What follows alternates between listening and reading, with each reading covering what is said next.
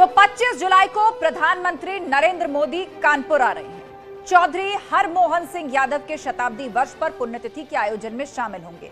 खास बात तो यह है कि समाजवादी पार्टी के तत्कालीन राज्यसभा सांसद सुखराम यादव के न्योते पर प्रधानमंत्री मोदी इस कार्यक्रम में शामिल होने आ रहे हैं और माना जा रहा है कि पीएम मोदी के दौरे के बाद खास तौर पर बीजेपी सपा के गढ़ को ध्वस्त करने की तैयारी में जुट गई है। केशव देव मौर्य, शिवपाल यादव, ओपी राजभर के बाद दिग्गज नेता सुखराम यादव की बढ़ती दूरी क्या समाजवादी पार्टी को बड़ा झटका देने वाली है? क्या समाजवादी गढ़ में बीजेपी की बड़ी सेंध लगने जा रही है? इसी पर करेंगे चर्चा, लेकिन उससे पहले आप ये रिपोर्ट देखिए।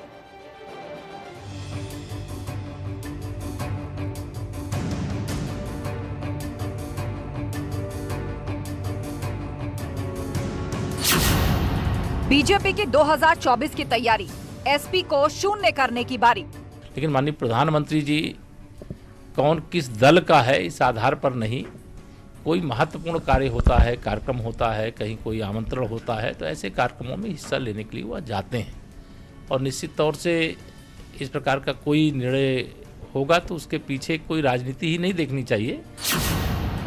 एसपी से मोहभंग, यादव अब बीजेपी के संग। सुखराम का मोदी को समाजवादी न्योता। पिताजी की पुण्यतिथि पर हमारे गांव वालों को अपना आशीर्वाद देंगे तो मुझे बड़ी खुशी होगी। इस अनुरोध को उन्होंने स्वीकार किया है और उनका प्रोग्राम निश्चित हुआ है। किस रूप में होगा ये पीएम ऑफिस बता पाएगा, लेकिन ये जरूर है कि कार्यक्रम उनका निश्चित है। क्या उत्साह है प्रोग्राम की? क्या तैयारी की आपने उनको? क्या खास? मोदी जी का आना है अपने आप में उत्साह पैदा करता है। देश का प्रधानमंत्री, ऐसा प्रधानमंत्री जिस प्रधानमंत्री का पूरे विश्व में डंका बज रहा हो, ऐसा प्रधानमंत्री जब आएगा तो उत्साह तो अपने आप पैदा हो जाएगा। मोदी को इनविटेशन, अखिलेश को टेंशन।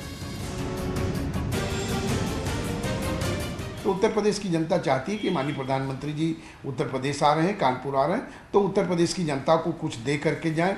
चौधरी हरमोहन सिंह समाज के कमज़ोर वर्ग के, पिछड़े वर्गों के लिए उन्होंने जीवन पर्यंत काम किया और आज इस वर्ग के लोग प्रभावित हैं। इस वर्ग के लोग महंगाई की मार से त्रस्त हैं, विकास की मार से त्रस्त हैं और वो प्रधानमंत्री से चाहते हैं कि प्रधानमंत्री इस पर भी कोई घोषणा करके जाए। एसपी का गढ़ गिराएंगे मोदी। भारतीय जनता पार्टी की जो पर्दे के पीछे की हिस्सेदारी, साझेदारी और रिश्तेदारी है, ये उसी की एक और कड़ी है। सीबीआई, ईडी का जो दुरुपयोग करके विपक्ष के कमजोर नेताओं को अपने पाले में करने का जो पुराना खेल है भारतीय जनता पार्टी का, ये वही खेल है।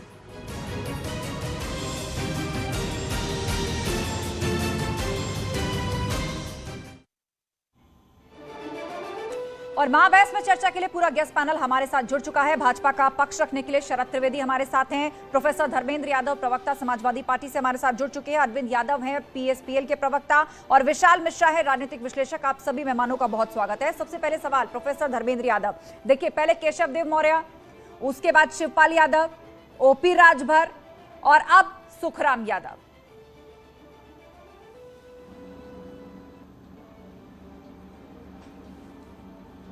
आस्था जी, आस्था जी आवाज जा रही है? बिल्कुल जा रही है। क्वेश्चन मार्क है सुखराम यादव के आगे। आस्था जी, धर्मेंद्र यादव जी।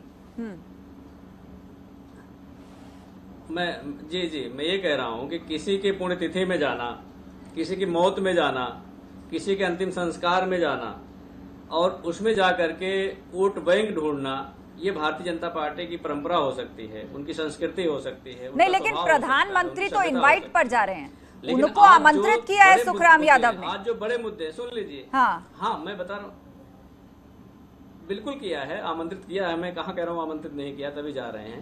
वो उनके पार्लियामेंट के साथ हैं, उनके पार्लियामेंट के साथी हैं, तो आमंत्रित किया, वो जा रहे होंगे। तो उसको जिस तरह से नैरेटिव बना के दिखाने का प्रयास हो रहा है, देखिए आज लड़ाई बहुत बड़ी है। महंगाई के खिलाफ अगर इस देश के प्रधानमंत्री 8 सालों या 7 सालों में एक बार प्रेस के सामने बोलते तो उससे देश का ज्यादा फायदा होता, गरीब, पिछड़े, मजदूर, मजलूम का ज्यादा फायदा होता। अगर आप लोगों का सामना कर सकते हैं हमारे प्रधानमंत्री मोदी जी। नहीं, प्रोफेसर धर्मेंद्र यादव, देखिए महंगाई, बेरोजगारी, तमाम मुद्दे जो आपको उठाने वो आप उठाइए, लेकिन मेरा ये कहना है कि बेसिक सवाल से मत भागिए, क्योंकि अब कुछ भी छुपा हुआ नहीं है। आप पार्टी की अंदरूनी कलह, पार्टी की टूट, गठबंधन की छूट, सबको छुपाने के लिए इन मुद्दों का इस्तेमाल करेंगे तो भी आप पकड़े जाएंगे। बहरहाल बने रहिए हमारे साथ। शरद त्रिवेदी हमारे साथ हैं, भाजपा के प्रवक्ता। शरद त्रिवेदी जी बताइए, मतलब यादव वोट बैंक में सेंध लगाने की तैयारी है। अब सुखराम यादव और हरमोहन सिंह यादव की पुण्यतिथि के माध्यम से कहा जा रहा है कि इस अवसर का लाभ लेने के लिए भाजपा राजनीति कर रही है।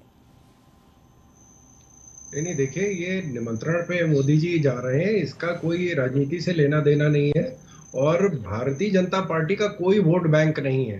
पूरा उत्तर प्रदेश, पूरा भारत हमारा वोट बैंक है। हर व्यक्ति वोट बैंक है, हर जाति, वर्ग, क्षेत्र, कोई ऐसा नहीं है जिसमें हम भेदभाव करते हैं, न धर्म में कोई भेदभाव करते हैं। पूरे भारत और पूरे उत्तर प्रदेश, ये जो हमारी पार्टी, जो उत्तर प्रदेश की माननीय योगी आदित्यनाथ की पार्टी है, मैं उत्तर प्रदेश में सिर्फ ये विकास कर रही है। विकास किसी धर्म या जाति को देख के नहीं कर रहे हैं, न मकान किसी जाति को देख के दे रहे हैं, न गैस का कनेक्शन, न बिजली का कनेक्शन, न जो जनधन योजना किसी जाति धर्म को देख के नहीं दे रही है और हर लेख के लिए काम कर रहे हैं और कोई वोट बैंक नहीं है। और माननीय मोदी जी को उन्होंने निमंत्रण दिया है और यादव जी ने जैसे निमंत्रण दिया उसमें जा रहे हैं। इसका कोई शरद त्रिवेदी, ये सब कुछ इतना सिंपल है क्या? जैसे आप बता रहे हैं कि एक निमंत्रण प्राप्त हुआ प्रधानमंत्री को, अब प्रधानमंत्री कानपुर जाएंगे। मैं ये सवाल आपसे इसलिए पूछ रही हूँ क्योंकि इससे जुड़ा हुआ सवाल मेरे सामने है कि बीते कई महीनों को अगर आप उठाकर देखें तो प्रधानमंत्री यूपी आ चुके हैं, चाहे वो वाराणसी हो, कानपुर हो, लखनऊ हो, जालौन हाल ही में उन्होंने दौरा किया और अब एक बार फिर से वो कानपुर आ रहे हैं। तो कहीं ना कहीं आप लोगों ने सपा को उसके गढ़ में शिकस्त देने की जो कसम खाई थी रामपुर और आजमगढ़ के बाद, क्या इसको उसकी रणनीति के तहत नहीं देखना चाहिए कि इस तरह से पार्टी को उसके कोर वोट बैंक से दूर करने की रणनीति पर चल पड़े आप? नहीं, देखिए, वोट बैंक ये उनको मान रहे थे, हम उन्हें वोट बैंक नहीं मान रहे थे। और यादव समाज जो है सबसे प्रतिष्ठित है, भगवान कृष्ण के वंशज हैं ये लोग, तो इनको किसी जाति या धर्म में बांटने का कोई किसी इस बात का कोई सिर पैर नहीं है।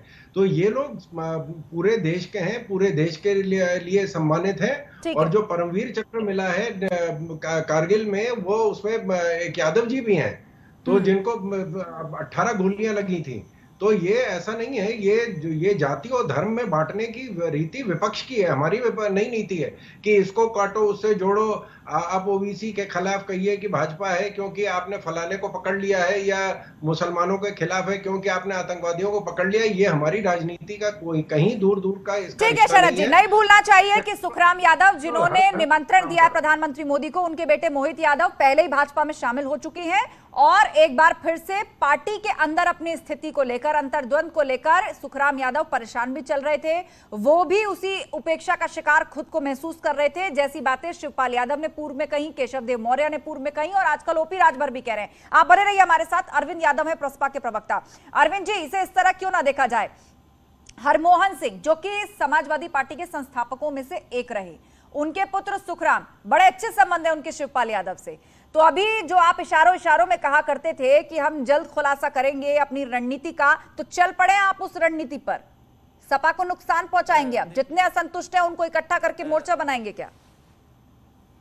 आस्था जी, देखिए, कहना नहीं चाहिए, मुझे लगता है कि हम नुकसान क्यों पहुंचाएंगे जब सपा ने खुद ही तय कर लिया है कि हमें खुद ही आपस में ही लड़के और निपट जाना है। देखिए, बड़ी बात तो मैं नहीं कहना चाहता, हरमोहन सिंह जी एक नेताजी और समाजवादी परिवार से पूरे तरीके से आप देखिए कि एक पारिवारिक संबंध रहा है। समाजवादी पार्टी के संस्थापक सदस्य रहे हैं। आदरणीय सुखराम सिंह जी या हरमोहन सिंह जी यादव समाज को जागृत करने का कार्य किया। यादव समाज के साथ साथ जिस तरीके से पिछड़े दलित और तमाम शोषित लोग थे, उनके जाकर के बीच में कार्य करने का काम किया। तो कहीं ना कहीं जो मैं बार बार कहता था, नाम भी गिनाता था आस्था जी, कि समाजवादी पार्टी नेताजी के साथियों का चुन चुन करके जिस तरीके से अपमान कर रही है, उसी का ही सब परिणाम है। आज आप देख लीजिए, आपके सामने फिर एक नया नाम आ ही गया, जो कि बिल्कुल, और दिन ब दिन ये लिस्ट बढ़ती जा रही है और उस पर सीधे तौर पर बोलने से बच रहे हैं धर्मेंद्र यादव। उनके पास मैं लौटूंगी, लेकिन उससे पहले विशाल मिश्रा हमारे बीच में, वो अपनी प्रतिक्रिया दे। विशाल मिश्रा जी, आप इस परिस्थिति को किस तरह समझाएंगे? 2024 का लक्ष्य नजदीक है, प्रधानमंत्री मोदी यूपी के दौरे हाल ही में कर चुके हैं, एक बार फिर से कानपुर आएंगे और कहा जाता है कि सुखराम यादव जिनके इनवाइट पर वो आ रहे हैं, सपा से राज्यसभा सांसद रह चुके हैं, पार्टी में उपेक्षा से परेशान हैं, उनके बेटे पहले ही बीजेपी ज्वाइन कर चुके हैं। ओबीसी वोट बैंक पर इनकी पकड़ मानी जाती है।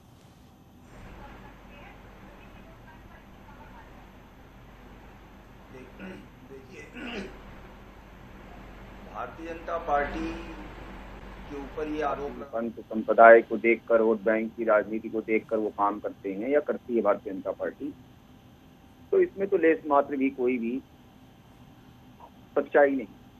भारतीय जनता पार्टी के लिए तो क्या, जब बताइए आदरणीय प्रधानमंत्री जी का नारा है सबका साथ, सबका विकास, सबका विश्वास और सबका प्रयास, तो मुझे आप बताइए तब यहाँ पर मतलब क्या किसी के साथ किसी प्रकार का विभेद है? क्या आदरणीय प्रधानमंत्री जी के द्वारा जितनी भी योजनाएं केंद्र में लागू की गई हैं या उत्तर प्रदेश में या भारतीय जनता पार्टी शासित किसी भी प्रदेश में, क्या किसी भी वर्ग, पंथ, संप्रदाय, जाति, धर्म के साथ किसी भी प्रकार का विभेद है? मैं तो पूछना चाहता हूं कि ये वोट बैंक की बात तो वो लोग करते हैं जो वोट बैंक की राजनीति करते आए, ठीक है, तुष्टीकरण की बात वो करते हैं जो तुष्टीकरण करते। लेकिन विशाल मिश्रा जी सुन लीजिएगा, 10 सेकंड। नहीं, ये सारी बातें भाजपा के प्रवक्ता ने कह दी कि हम किसी जाति धर्म में बांटकर काम नहीं करते, हमारी योजनाएं सबके लिए हैं और ये फलीभूत भी हुआ है हाल ही के चुनाव में। लेकिन मेरा सवाल ये है कि एसपी सांसद का इनवाइट प्रधानमंत्री को कबूल है, क्यों? इसके पीछे आपको कोई रणनीति नजर आती है? मैं चाहूंगी इसको समझाएं आप दर्शकों को। क्या एसपी सांसद का इनवाइट, उनका निमंत्रण प्रधानमंत्री को कबूल है, क्यों? इसके पीछे कोई रणनीति नजर आती है क्या आपको? आप मुझे बताइए कि जब किसी प्रकार का कोई विभेद नहीं है तो आमंत्रण किसी का भी हो।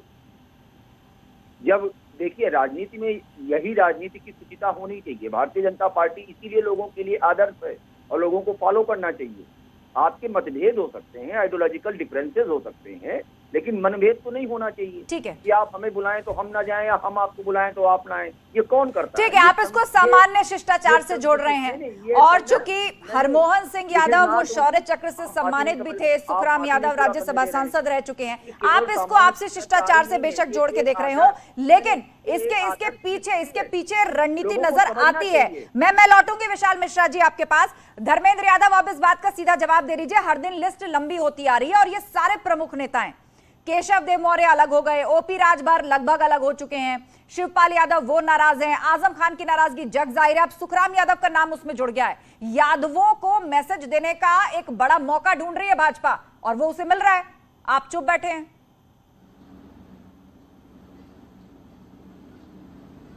आस्था जी, आपकी बात का जवाब देने से पहले मैं त्रिवेदी जी की एक बात का जवाब दे दूं कि भारतीय जनता पार्टी करे भेद नहीं कर रही है। शायद इसी वजह से पूरे देश के हर वर्ग को महंगाई की दंश में ढकेल रही है, शायद इसी वजह से बेरोजगारी की दंश में ढकेल रही है, इसीलिए भेदभाव नहीं कर रही है। इस देश का हर व्यक्ति परेशान है, छोटा बड़ा मजला सब परेशान है। अब आपके सवाल का मैं जवाब देता हूं। देखिए, जिसको आप कह रही हैं उपेक्षा, दो चीजों का अंतर समझिए आप। उपेक्षा और लालच दोनों में बहुत फर्क होता है। उपेक्षा, लालच और भय, ये तीन शब्द ऐसे हैं जिसको कहीं भी आप फिट कर दोगे तो जो वैचारिक दृढ़ता चाहिए सत्ता पक्ष से लड़ने के लिए, और उस सत्ता पक्ष से लड़ने के लिए जिसके पास इस समय संवैधानिक संस्थाओं का दुरुपयोग पूरे चरम सीमा पर चल रहा हो, संवैधानिक संस्थाओं को दुरुपयोग चरम सीमा पर करने के बाद जो पूरी तरह से दृढ़ होंगे वैचारिक रूप से, वो व्यक्ति उससे खिलाफ लड़ सकते हैं। जिसके अंदर कोई कमी होगी वो कहीं न कहीं बीच का रास्ता ढूंढने का प्रयास करेगा। तो जो डरे वो जिसके अंदर कोई कमी हो, संवैधानिक संस्थाएं हैं, सीबीआई है, ईडी है, डरे वो जिसके अंदर कमी हो, डरे वो जिसने कोई ऐसी कारगुजारी की हो। अगर सफेद पोशर तो डर किस बात का? और रही बात लालच की, तो क्या हर साथी लालची है आपका? सारे गठबंधन दल लालची, हर किसी को आप महत्वाकांक्षी बता रहे हैं, लालची बता रहे हैं, अपने पुराने नेताओं को भी आप लालची या भय कह दे रहे हैं। मैं बता रहा हूँ, एक बहुत बड़ा भय है। अगर आप उसके अंदर में जाएंगी, जैसे आपने खुद ही अभी इस बात को कहा, अभी हमारे जो राजनीतिक विश्लेषक को कह रहे हैं कि एक शिष्टाचार है, आप वो शिष्टाचार समझ रहे हैं, भारतीय जनता पार्टी को शिष्टाचार समझ रहे हैं, आप कह रही हैं कि कोई रणनीति है, मैं कह रहा हूं कि एक भय है। तो चार बातें निकल के आए हैं, इसमें चारों में क्या सच है ये तो आने वाला समय बताएगा। जैसे लुलु मॉल में किसने नमाज, लेकिन आप ये नहीं बताएंगे कि आखिर ऐसी क्या वजह हो गई जो हर दिन सपा से नाराज नेताओं की लिस्ट लंबी होती जा रही है, और ये नेता कोई आजकल के ज्वाइन किए हुए नहीं है। बताइए, सपा के संस्थापक रहे हरमोहन सिंह, उनके परिवार के जो सदस्य हैं वो अब इस तरीके का आरोप लगा रहे हैं। शिवपाल यादव वो उस तरीके का आरोप, आजम खान इतने पुराने इतने वरिष्ठ नेता वो उस तरह का आरोप लगा रहे हैं, लेकिन अब भी आप उस पर जवाब देने के बजाय महंगाई, बेरोजगारी, भ्रष्टाचार उस सबका जिक्र तो कर रहे हैं, लेकिन जवाब नहीं दे रहे हैं। उसका जवाब महंगाई, बेरोजगारी, भ्रष्टाचार थोड़ी हो सकता है, उसको उठाइए आप अलग से जहां जिस मंच पर उठाना है, ठीक है। लेकिन जिस भय की आपने बात की वो सवाल मैं शरद त्रिवेदी के पास ले जाती हूँ। शरद त्रिवेदी जी बताइए, यहाँ विपक्षी पार्टियां कह रही हैं कि आपने संवैधानिक संस्थाओं को एक हथियार बना रखा है, सीबीआई ईडी पीछे लगा देते हैं, गठबंधन तोड़वा देते हैं, या नेताओं को तोड़ते हैं, या भय लालच देते हैं। देखिए 17 में जब इनकी सरकार गई थी तो शिवपाल जी को स्टेज पे लाया गया, वहां से उनका माइक छीना गया, उनको धक्का दिया गया। तो उस समय महंगाई तो नहीं कि 3 महीने के अंदर महंगाई बढ़ गई थी। उसके बाद आजम खान साहब ने कहा कि हमको अपने लोगों ने धोखा दिया है। शिवपाल जी ने पार्टी छोड़ी, फिर पार्टी में अपने समाज, अपने परिवार के लिए और जिस पार्टी को उन्होंने खड़ा किया है गांव-गांव जाके, उसके लिए वो फिर वापस आए, बेइज्जती का घूंट पी के वापस आए। और उसके बाद उन्होंने जब अखिलेश जी जब दोबारा आए शिवपाल जी, तो वो फिर जीते, अपनी सीटें निकाली, उन्होंने उनके सीटों में उनके इजाफा हुआ। लेकिन उसके बाद उन्होंने उनको अपने राष्ट्रीय कार्यकारिणी की बैठक में नहीं बुलाया, फिर उनकी बेइज्जती की गई, उनसे बात करने को तैयार नहीं थे, उनसे मीटिंग करने को तैयार नहीं थे। स्वामी प्रसाद मौर्य जी इनके साथ गए थे, वो इनसे अलग हो रहे हैं। शफीकुर रहमान बर्क साहब जो इनके लिए पूरे मुस्लिम समाज का टेंडर ले लिया था उन्होंने, वो इनसे अलग, उनके सुर दिखाई पड़ रहे हैं। मोहित यादव नहीं, लेकिन शरद जी वो तो मानते ही नहीं ना कि अलग हुए हैं, वो तो कह रहे हैं कि ये जबरदस्ती नैरेटिव आप लोगों के द्वारा सेट किया जा रहा है। वो तो कहते हैं तो पारिवारिक झगड़ा है, हम मिल बैठ के सुलझा लेंगे। आप मुद्दों से भटकने के लिए सपा में टूट की बात करते हैं। अगर ये पारिवारिक झगड़ा है और ये मिल बैठ के सुलझा सकते हैं तो इनके पास तो पूरा वक्त है, आज क्यों नहीं सुलझा लेते हैं? इन्होंने अभी 3 महीने पहले जब माननीय शिवपाल जी को इन्होंने राष्ट्रीय कार्यकारिणी की मीटिंग में नहीं बुलाया, तो वो बेचारे दुख में वहां से वापस हटावा गए। तो ये अपने लोगों को तो पहले संभाल लें, जिनका ये टेंडर लिए घूम रहे हैं। अब इन्होंने कहा कि आजमगढ़ इनका गढ़ है, रामपुर इनका गढ़ है, वहां आपने देख लिया। जो इस तरह का घमंड, इस तरह की सोच के साथ आप राजनीति में नहीं आ सकते। राजनीति में विनम्रता चाहिए, हर एक के साथ जुड़ना है, हर एक को साथ लेके चलना है। जैसे ठीक है शरद त्रिवेदी जी, और इस बीच अहम बात यह कि कुछ समय पहले योगी आदित्यनाथ से भी मुलाकात कर चुके हैं सुखराम यादव, और उनके बेटे हैं मोहित यादव, वो पहले से भाजपा में शामिल हैं और अब उपेक्षा से नाराज चल रहे हैं, जिसे फिलहाल समाजवादी पार्टी के प्रवक्ता नकार रहे हैं। अरविंद यादव जी, ये बताइए, क्या ये मान लिया जाए कि अंदर खाने आपने इंजीनियरिंग की शुरुआत कर दी है? आजम खान नाराज से, उनसे आपने नजदीकियां बढ़ाई, ओपी राजभर वो भी अब दबी जबान से तारीफ कर रहे हैं शिवपाल यादव की, खुलकर हालांकि नहीं कह रहे क्योंकि औपचारिक ऐलान नहीं किया सपा से गठबंधन टूट का, लेकिन वो भी दबी जबान में तारीफ कर रहे हैं उनके अनुभव की, उनके संगठन कुशलकर्ता की। और अब सुखराम यादव, उनके बड़े अच्छे संबंध शिवपाल यादव से, वो अब लगभग ऐसी परिस्थिति क्रिएट कर चुके हैं कि कयास लग रहे हैं कि अब क्या अगला नंबर उनका है अलग होने का। आस्था जी, मैं पुनः एक बार वही बातें कह रहा हूं कि आदरणीय सुखराम सिंह यादव जी, आदरणीय श्री शिवपाल सिंह यादव जी, आदरणीय मुलायम सिंह यादव जी एक वर्ग के लिए नहीं, सभी वर्गों के लिए कार्य किया। और ये सच है कि आदरणीय श्री शिवपाल सिंह यादव जी आज उत्तर प्रदेश में एक राजनैतिक ऋषि के रूप में हैं। जिस तरीके से उन्होंने समाज मानस में एक, आप देखिए कि त्याग मूर्ति के रूप में जिस वो सब ठीक है अरविंद यादव जी, आप अपने नेता का सम्मान करते हैं, उनके राजनीतिक अनुभव को साझा कर रहे हैं, लेकिन मेरा सवाल क्या था? सवाल ये था कि क्या अखिलेश यादव से नाराज या सपा से नाराज लोगों का वो एक ऐसा मोर्चा बना रहे हैं? देखिए, मैं उसी सवालों पे आ रहा हूं। समाजवादी पार्टी ने नेताजी के साथियों को चुन चुन करके अपमान किया, उपेक्षा किया। जो लोग नेताजी के साथ संघर्ष किए, जेल गए, लाठियां खाए, नेताजी के पारिवारिक रिश्ते रहे, चाहे आदरणीय हरिओम यादव जी हो, आदरणीय सुखराम यादव जी हो, शिव कुमार बेरिया जी, कोई भी आप नेता देख लीजिए। तो समाजवादी पार्टी ने केवल जब यही तय कर लिया है तो मुझे लगता है कि टूट होगी। और आगे आप देखते जाइए, लंबी सूची है समाजवादी पार्टी से ऐसे वरिष्ठ नेताओं की लंबी सूची है जो अपमानित होते हैं। और ये प्रसपा की तरफ से कहा जा रहा है कि आगे आगे देखिए समाजवादी पार्टी में है, मतलब जहां जहां अपमान और उपेक्षा है वहां नजर है प्रसपा की समाजवादी विचारधारा को। धर्मेंद्र यादव। देखिए ये प्रस्पा का अपना नजरिया हो सकता है।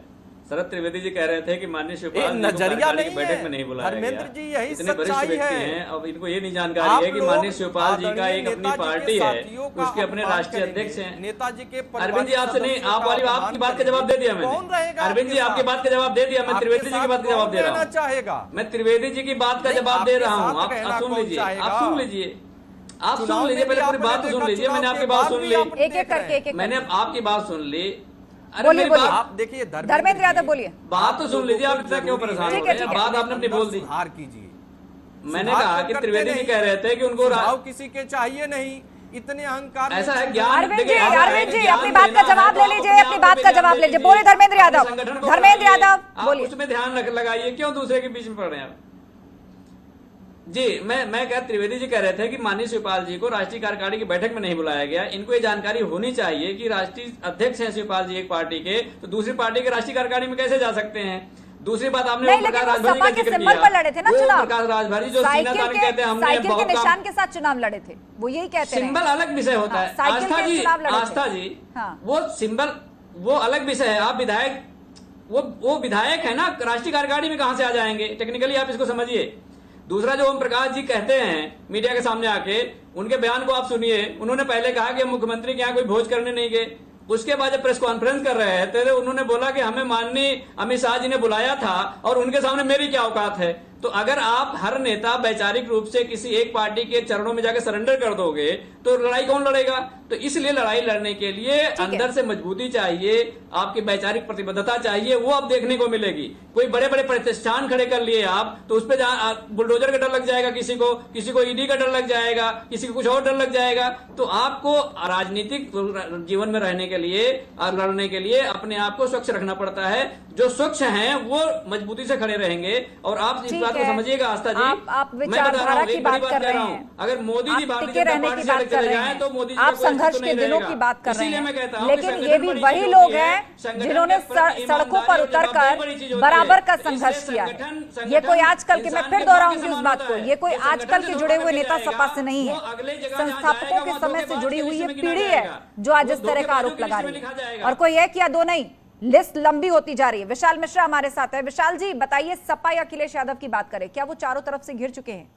गठबंधन दल एक एक करके साथ छोड़ रहे हैं, पुराने अनुभवी नेता वो भी उपेक्षा मानते हुए साथ छोड़ रहे हैं, और हर किसी का आरोप वही है, अहंकार, उपेक्षा और अपमान। देखिए, मैं आपकी अंतिम लाइन से शुरुआत करता हूं। आपने कहा अहंकार, उपेक्षा और अपमान। देखिए, किसी भी पार्टी में जो भी पार्टी वंशवादी पार्टी होगी, देखिए किसी भी पार्टी में जो भी पार्टी वंशवादी पार्टी होगी, पारिवारिक पार्टी होगी, परिवारवाद वाली पार्टी होगी, उसमें ये तीनों बातें आना स्वाभाविक है। जो तीनों शब्द आपने कहा, अपमान, उपेक्षा, ये आना स्वाभाविक ही है। और अहंकार, क्योंकि वो क्या होती है कि जब आप एक परिवार की पार्टी हो जाते हैं, एक वंश की पार्टी हो जाते हैं, तब आप लोगों की पार्टी नहीं होते हैं, तब आपके यहाँ लोकतंत्र नहीं होता। और जब लोकतंत्र नहीं होता तो फिर आप लोगों का सम्मान करना, लोगों की बातें सुनना, लोगों की को आदर देना भूल जाते हैं। पॉइंट नंबर 2, कमोबेश समाजवादी पार्टी के साथ भी यही स्थिति प्रतीत हो रही है। नंबर 2, अभी यहाँ पे समाजवादी पार्टी की तरफ से मैं सुन रहा था कि कहा जा रहा था कि लोगों को डर लग रहा है, कुछ खड़े कर लिए तो बुलडोजर से डर लगता है, ईडी से डर लगता है। मतलब देखिए, अब ये तो आपके साथ जो हैं, आप उन्हीं के ऊपर प्रश्न चिन्ह लगा रहे हैं कि मतलब आपके साथ कुछ ऐसे लोग थे या हैं जो ईडी से डरते हैं, बुलडोजर से डरते हैं। तो मतलब ये तो खुद ही आप ही के सामने, आप ही के डिबेट पर ये बात कही जा रही है कि कुछ खड़ा कर लिया या कुछ, तो अब उनको बुलडोजर से डर लग रहा है। देखिए, बात इसकी नहीं है, सांच को आंच क्या तो बात। और दूसरी तरफ आप स्वीकार भी कर रहे हैं कि ऐसा कुछ किया है तो डर लग रहा है। बात डरने की नहीं होती है, बात यही होती है कि जब सोच सामंती हो जाती है, जब आप परिवारवादी पार्टी होते हैं, जब आप दलगत राजनीति में, जब आप जो है जाति धर्म की राजनीति करने लगते हैं, तुष्टीकरण की राजनीति करते हैं, वंशवादी पार्टी होती है, ठीक है विशाल, तो ये सारी बातें आना स्वाभाविक है। अब उसमें वही बात चरितार्थ, एक लाइन, वही बात चरितार्थ प्रतीत होती है कि भारतीय जनता पार्टी को दोष देने से क्या फायदा, अपने घर के कुनबे के या अपनी पार्टी के अंदर के कलह को खुद पूछ लो। ठीक है, प्रोफेसर धर्मेंद्र यादव, यहाँ राजनीतिक विश्लेषक मान रहे हैं कि जो वंशवादी पार्टियां होती हैं, जहां वंशवाद जड़ हो चुका है, वहां पर यह परिस्थिति आती है और बजाय बीजेपी को दोष देने के आपको अपनी अंतर्कलह से पहले निपटना चाहिए। बहुत बढ़िया सवाल आपने पूछा, मैं इसका जवाब भी देना चाह रहा था। अच्छा वो आपने उठा लिया सवाल को। भारतीय जनता पार्टी का जो वंशवाद है, जो परिवारवाद है, उसको राष्ट्रवाद कहते हैं राजनीतिक विश्लेषक जी। मैं स्वर्गीय कल्याण सिंह जी की 3 पीढ़ियां हैं भारतीय जनता पार्टी में, स्वर्गीय कल्याण सिंह जी, राजवीर सिंह, प्रदीप सिंह जी। उसके बाद आपके राजनाथ सिंह जी हैं और उनके बेटे पंकज सिंह हैं। उसके बाद अमित शाह जी हैं, उनके बेटे जयशाह जी हैं। अनुराग ठाकुर जी के पिता धूमल जी हैं। इसके बाद आपके रविशंकर प्रसाद जी के ठाकुर प्रसाद जी पिताजी हैं। पीयूष गोयल जी के पिताजी हैं। ये लिस्ट मेरे पास कम से कम 150 लोगों की है भारतीय जनता पार्टी में। अच्छा ठीक है, आपने पीढ़ी दर पीढ़ी राजनेताओं के नाम बता दिए। अब मुझे बताइए इनमें से अपमान, उपेक्षा और अहंकार का आरोप कितनों ने लगाया, ये भी बता दीजिए मुझे। शरद त्रिवेदी इस पर जवाब देंगे, लेकिन उससे पहले मुझे बता दीजिए कि आपने पारिवारिक रिश्तों के और उनके राजनीतिक ओहदे के नाम बता दिए। अब मुझे बताइए अपमान, अहंकार और उपेक्षा का आरोप कितनों ने लगाया और पार्टी छोड़ी? लालच और भय को अगर आप अहंकार और उपेक्षा से रिप्लेस कर दोगे तब ये बात जस्टिफाई नहीं होगी। आप मुझे बता दीजिए किसका उपेक्षा हुआ है। आप बार बार लालच और भय कह रहे हैं, दरअसल आप अपने ही दामन पर छींटे डाल रहे हैं, अपने ही दामन पर छींटे डाल रहे हैं, क्योंकि नेता भी सपा में हैं और आप कह रहे हैं कि किसी ने कुछ खड़ा कर लिया, किसी ने कुछ कमा लिया, उसको बुलडोजर का डर है, उसको ईडी का डर है, उसको सीबीआई का डर है। ठीक है बहरहाल, ये सवाल शरद त्रिवेदी, 10 सेकंड शरद त्रिवेदी जी जवाब दे दीजिए इस बात का, फिर मुझे आगे बढ़ना है, डिबेट क्लोज करनी है। बताइए, यहाँ पर यही कहा जा रहा है कि वंशवाद का आरोप यहाँ लगता है, ये तो भाजपा के अंदर भी है, और जो लोग गए हैं छोड़ के उनको उपेक्षा और अहंकार की नजर से न देख के उनकी महत्वाकांक्षा की नजर से देखना चाहिए, लालच से देखना चाहिए। आस्था जी देखिए, जो आपने कहा है इसमें तत्व वही है, खत्म हो जाता है कि जब वंश इनके यहाँ जब कोई बच्चा पैदा होता है तो वो पहले से तय होता है कि वो राष्ट्रीय अध्यक्ष बनेगा। उसके बाद उनका परिवार का ही कोई ना कोई व्यक्ति राष्ट्रीय अध्यक्ष बनेगा। मैं अगले 50 साल बाद अगर इनकी पार्टी रहती है अगले 50 साल, तो मैं ये बता देता हूँ अगले 50 साल बाद इनका अध्यक्ष कौन होगा। इसको कहते हैं वंशवाद। और हमारी पार्टी में आप अगला अध्यक्ष बता दीजिए कौन होगा, इसको कहते हैं वंशवाद नहीं है। यहाँ कोई तय नहीं होता, यहाँ लोगों को कार्यभार दिया जाता है, वो लड़ते हैं, जनता के बीच में जाते हैं और वो जीत के आते हैं। ठीक है, आप लोगों की अपनी अपनी दलीलें हैं, लेकिन बड़ा सवाल यही है कि समाजवादी पार्टी जिस दौर से गुजर रही है, क्या वो गंभीर आत्मचिंतन का वक्त है या फिर केवल बीजेपी पर दोष डालने से काम चल जाएगा। लेकिन फिलहाल जो स्थिति नजर आ रही है, एक तरफ से घिरे हुए नजर आते हैं अखिलेश यादव, जहां गठबंधन दल नाराज है और पार्टी के अंदर भी नाराज होकर नेताओं के छोड़ने का सिलसिला बढ़ता जा रहा है। आप सभी पैनलिस्ट का बहुत शुक्रिया इस चर्चा में शामिल होने के लिए। महाबहस में इतना ही।